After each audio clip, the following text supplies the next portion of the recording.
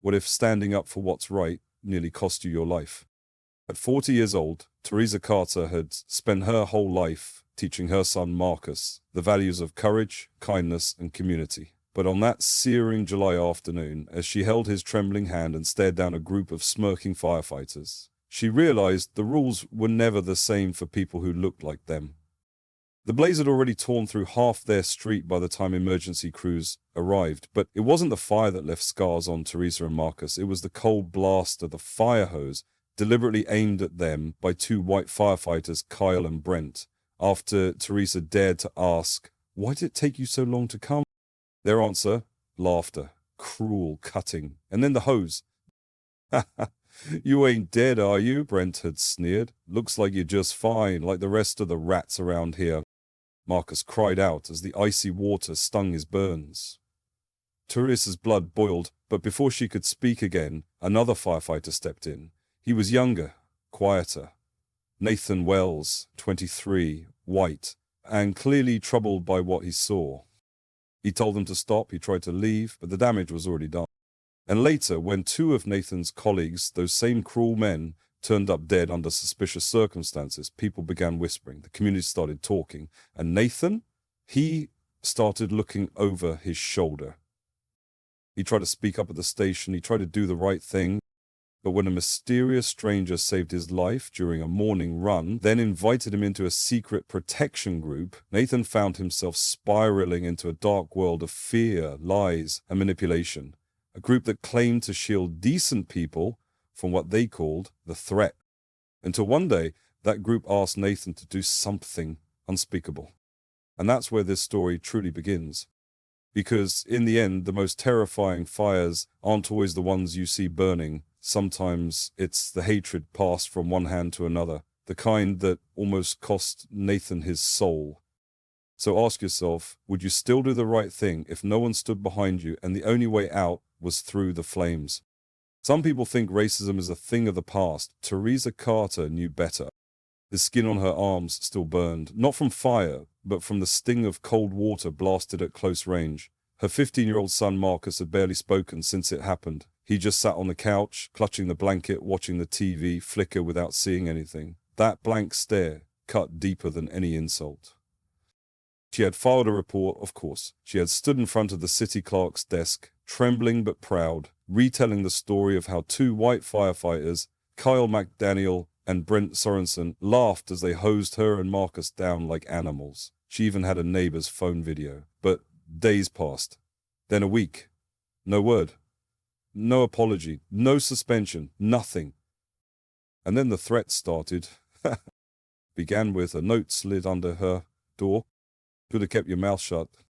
Then came the slashed tire, a dead pigeon on her porch, and a voicemail too distorted to trace, whispering, "Rats don't belong here." She didn't tell Marcus, he'd already seen too much. Across town, Nathan Wells sat on his porch steps, his palms sweaty despite the cool breeze. He couldn't sleep. The faces of Kyle and Brent haunted him, not as martyrs, but as men who had become monsters long before they died, and he had stood there, he had watched. Even when he protested, he had stayed silent too long. And now he was being watched. His mail was tampered with. His doorbell rang at 3 a.m., but no one stood there. His name appeared crossed out on a flyer for a local neighborhood barbecue. It was supposed to be a joke. But Nathan didn't laugh. One night, he saw a figure outside his window, someone wearing a black hood holding something in their hand. But when he rushed outside, they were gone. On the ground was a lighter and a half-burned photo of him at the fire station.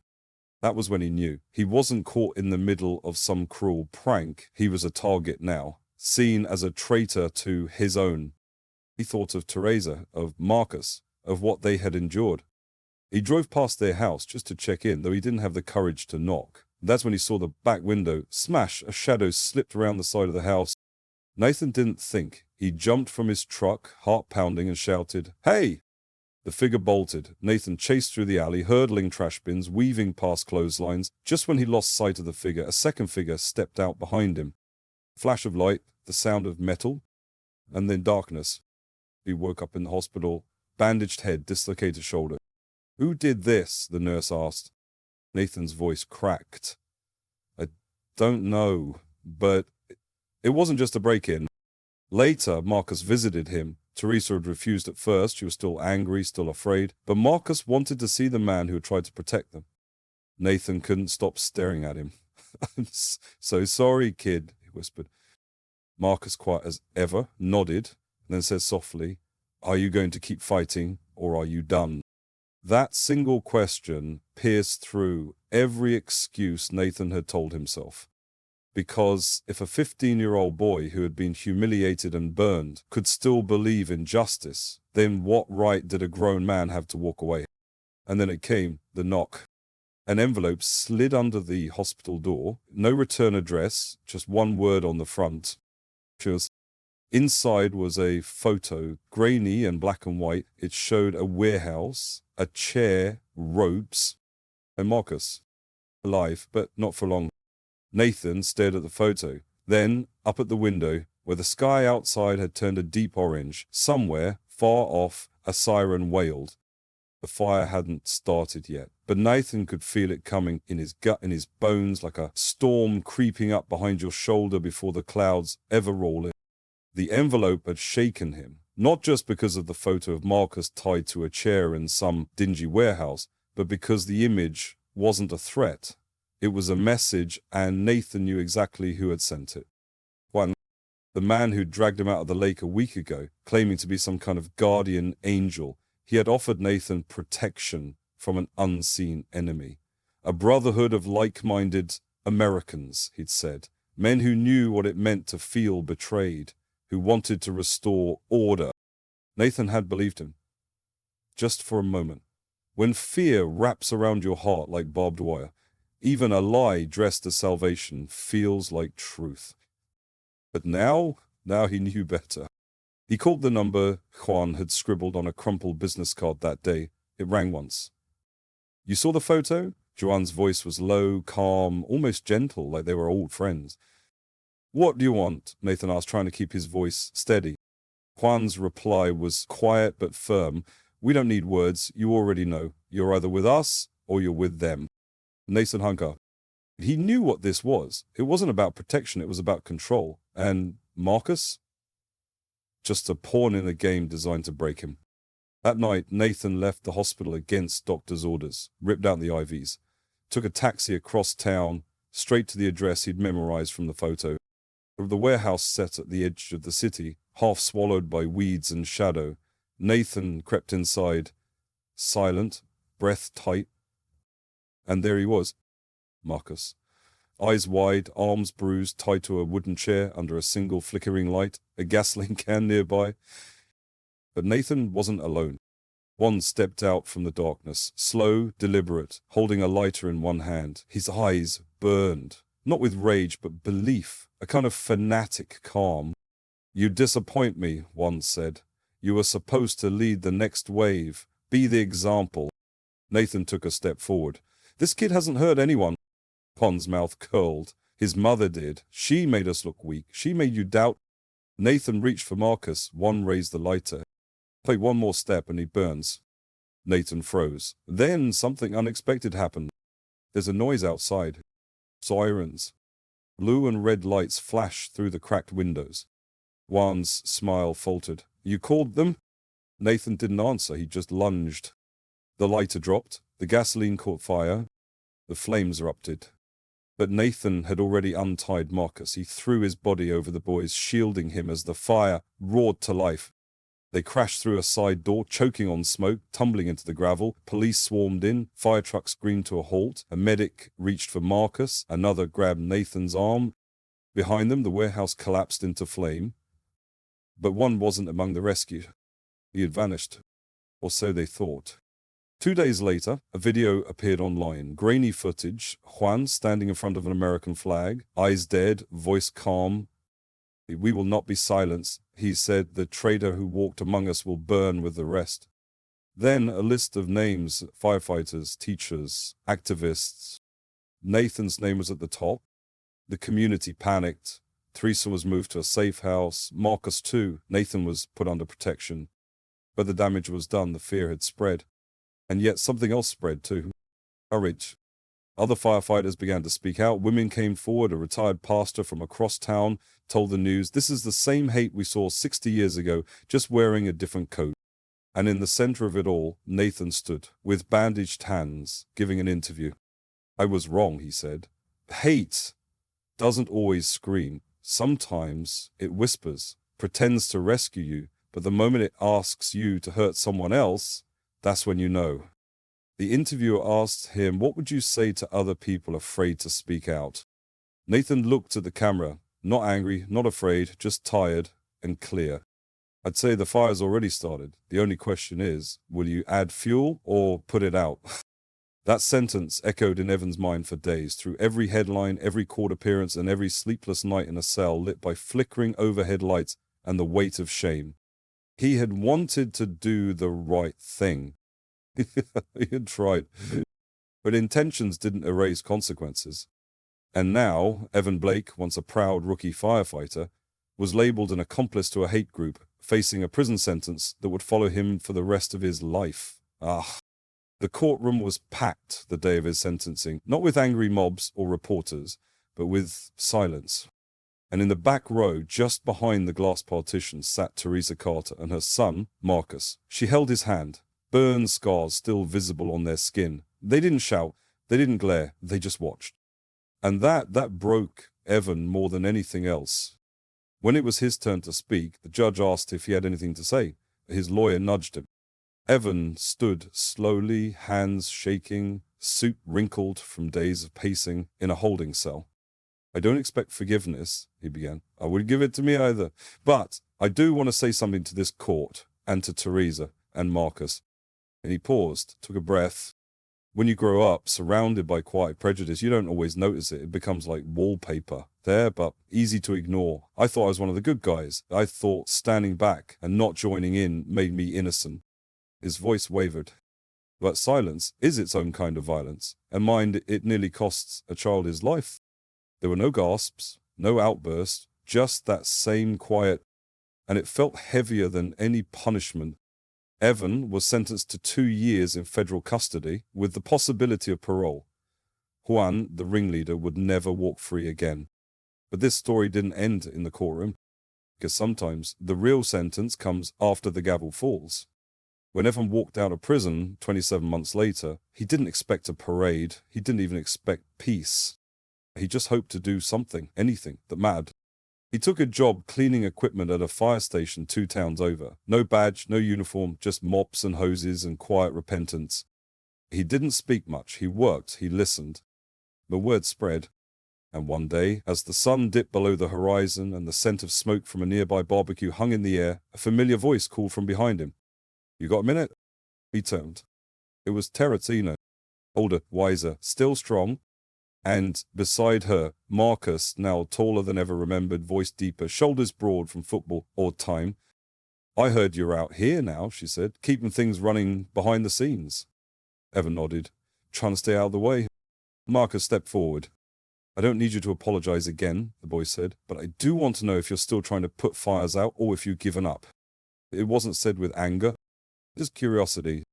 Evan looked at him, really looked, and saw someone who had survived things no child should, someone who still believed people could change. He straightened his back and said, "Every single day."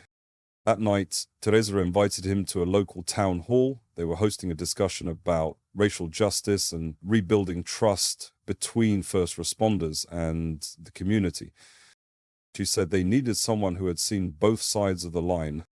Evan hesitated but went. And when he stood in front of a crowd that still didn't quite trust him, he didn't lecture. He told the truth. About fear, about being manipulated, about the danger of standing by while others suffer, and about the moment he decided that a badge meant nothing if you didn't carry the courage to speak up when it mattered most. That's the lesson Evan Blake had to learn the hardest way possible. That silence in the face of injustice is a choice. That redemption isn't a single moment, it's 1,000 small ones repeated daily. And that sometimes the bravest thing a person can do is admit they were wrong and still show up. Even after the fire, Evan Blake kept showing up. Town hall after town hall, school talks, community events. He didn't wear a uniform, didn't carry a title, but to some folks, especially those who knew what he'd done and what he hadn't, his presence meant more than a speech ever could. And slowly the walls began to come down. But just when it seemed like healing had finally found its rhythm, a new fire threatened to ignite, this one colder, calculated, and far more dangerous. It started with a letter. No return address, no markings, just a single word on the envelope: revive. Inside was a flash drive. Everyone hesitated for hours before plugging it into the old laptop he barely used. What appeared on screen chilled him more than anything he'd seen in that warehouse 2 years ago. Footage, real footage. Clips of Teresa and Marcus, their house, their routines, even a slow zoom of Marcus at football practice. And then an audio recording. Evan's voice, calm, hypnotic. He tried to lock the door, but the fire never left. Revive begins now. It couldn't be possible. One had been executed. Hasn't he? Evan took the drive straight to the authorities, but when the footage was traced, the IP pinged from inside the very same fire station where he worked. Someone was watching him from within. The next morning, Teresa's house was broken into. Nothing was stolen, but all the smoke detectors had been removed. And scrawled on her bathroom mirror in red ink, "The next alarm won't be a test." It felt like the past had clawed its way back through the walls, hungrier, crueler, and more sophisticated. Evan knew the signs. This wasn't random. This was a new cell, a revival. And someone wanted him back in the middle of it. That night, a box was left on his front porch. Inside, a firefighter badge, his old one, burned around the edges, smelling faintly of gasoline. Then the final blow, a photo of a boy. Not Marcus this time, but a new face. A Latino child named Mateo, just 9 years old, from a nearby community. Evan had met him once during a charity cookout. Bright kid, laughed too hard at corny jokes, loved fire trucks, wanted to be a firefighter, just like Mr. Blake. And now someone had him. The note was short. All child burns. Unless Evan lights the match himself. It was a cruel echo of the warehouse night, but this time the threat came with no faces, no leaders, no voices to argue with. There's silence and a choice. He went to Teresa, told her everything. She didn't scream, didn't cry. She simply said, "Then you do what you have to, but not alone this time." Evan didn't go to the police. He didn't trust anyone inside the system anymore, not with something this deep, this buried. Instead, he turned to the people he once stood against, the community itself. Teresa rallied local leaders, Marcus contacted youth groups, retired firefighters, and even a few cops who had once turned a blind eye stepped forward. And when the group, calling themselves Revive, tried to set a trap in an abandoned church, one meant to broadcast Evan burning the boy live, they were surrounded, unarmed, outnumbered, and it was over in minutes. But the ripples, they would last generations. The footage of Evan carrying Mateo out of the church, soot-covered and choking but alive, went viral. Not because it made him a hero, but because it showed what a second chance looks like in motion. Evan didn't stay in the spotlight. He quietly resigned from the station and moved to a smaller town, opening a free mentorship program for young first responders. He didn't speak often about Juan or Revive or even Marcus. But those close to him said he still kept the burned badge on his desk, not as a trophy, but as a reminder, because redemption isn't a straight path. It's crooked, scorched, sometimes lonely. But as long as you're walking it with your eyes open, your heart humbled, and your hands ready to rebuild, even the deepest burn can become part of the healing. For Evan Blake, it was never about being seen as a hero. He knew that titles, applause, and second chances had to be earned, not given. And even then, sometimes the only reward was quiet peace, a garden growing where a fire once raged. Every Thursday morning, he'd unlock the doors of the small brick building at the corner of Maple and 3rd, just a single room lined with folding chairs and a rusted coffee pot that still hissed when it heated up. But one by one people came. Young recruits, retired officers, mothers, grandsons, people who had witnessed hate, lived through injustice, and yet still believed there was something worth saving in others. He never lectured, he just listened.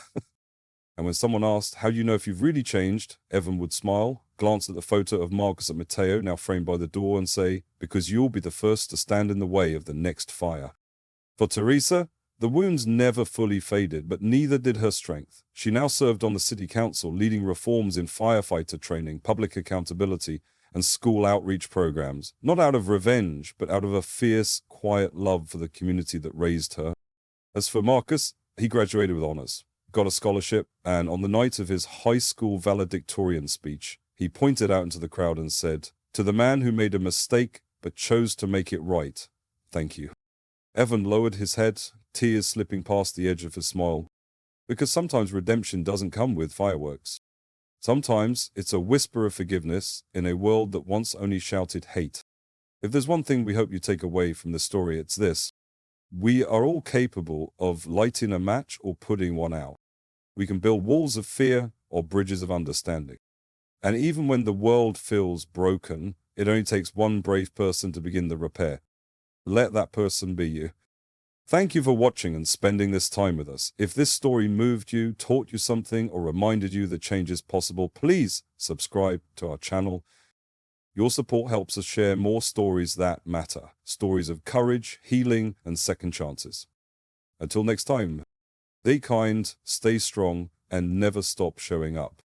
Thank you for being here.